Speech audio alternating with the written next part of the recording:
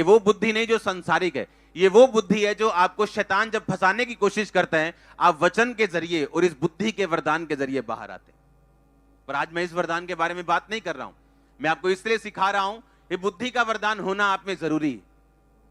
और ये सारे हथियार हैं, अगर आपके पास नहीं है तो आप लगा लो कि अकेली तलवार से या अकेले चाकू से एक बड़ी लड़ाई लड़ने में मुश्किल होगी आपको, और अत्याधुनिक आज के हथियारों से आप जल्दी जीत जाएंगे। ऐसा ही होता है, हाँ या ना? एक वरदान इसमें लिखा, किसी को आत्माओं की परख और किसी को अनेकों प्रकार की भाषा। किसी को अनेकों प्रकार की, किसके पास गैर भाषा है? कौन कौन गैर भाषा में प्रार्थना करता है? हाथ खड़ा करो। 50% लोग हैं। जिसके पास गैर भाषा नहीं है उसके पास हथियारों की कमी। मैं आपको बताता हूं, गैर भाषा एक हथियार है। क्या है? एक, आपको लगता है कि परमेश्वर आपको फालतू में कोई चीज देगा जिसकी आपको जरूरत नहीं?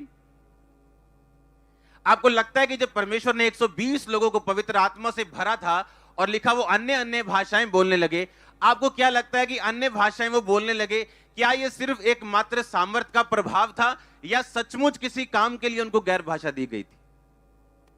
आपको लगता है कुछ फालतू में परमेश्वर आपको देगा जिसकी आपको जरूरत नहीं, जो सिर्फ एक निशानी की तरह हो या सिर्फ एक चिन्ह हो? आपको लगता है कि परमेश्वर इतनी बड़ी गैर भाषा आपको सदा के लिए देगा जो सिर्फ एक टाइम के लिए चिन्ह हो आपके लिए? नहीं। बाइबल ऐसा बताती है कुरिन्थिया 1:12 में कि परमेश्वर ने हथियार हमें दिए, किसी को बुद्धि का वरदान दिया, किसी को ज्ञान का वरदान दिया, और लिखा किसी को आत्माओं की परख और किसी को अनेकों प्रकार की भाषा।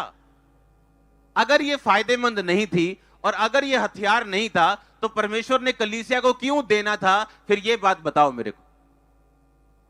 इसका मतलब गैर भाषा के पीछे एक बहुत बड़ा रहस्य, एक बहुत बड़ी खोज है, एक बहुत बड़ा काम है जो एक कलीसिया को समझ होनी चाहिए कि मुझे गैर भाषा परमेश्वर ने क्यों दी है और उसको देने का परमेश्वर का मकसद क्या है, और मुझे एक हथियार के रूप में इसको किस तरह से इस्तेमाल करना है। हालेलुया। मैं आपको यह प्रूफ करूंगा, गैर भाषा पुराने नियम में भी थी, नए नियम में भी थी, भविष्यवाणी पुराने नियम में भी थी, नए नियम में भी थी, हीलिंग पुराने नियम में भी थी, नए नियम में भी थी। लेकिन पुराने नियम में सब बातें लिमिटेड थी, थोड़ी थी, किसी किसी के लिए थी। आज आप सबके लिए ये अवेलेबल है और इसे गुड न्यूज बोलते हैं। परमेश्वर ने देखा, पहले थोड़ा थोड़ा अपने आप को भविष्यद्वक्ताओं की तरह लोगों पे प्रकट किया, पर अंत के दिन में अपने पुत्र यीशु मसीह के द्वारा सब पर प्रकट किया। इसीलिए तो ये गुड न्यूज है कि पहले सिर्फ प्रॉफिट्स के पास होती थी, लेकिन आज ये आपके पास हो सकती। पहले सिर्फ कुछ चंद भविष्यद्वक्ताओं के पास होती थी, लेकिन आज आप इसको लेके अपनी लाइफ को सक्सेस बना सकते हो। पुराने नियम में दानियेल की पुस्तक 5 उसका 1, बेलशस्सर नामक राजा ने अपने 1000 प्रधानों के लिए एक बड़ा भोज किया और उन 1000 लोगों के सामने दाख मधु पिया।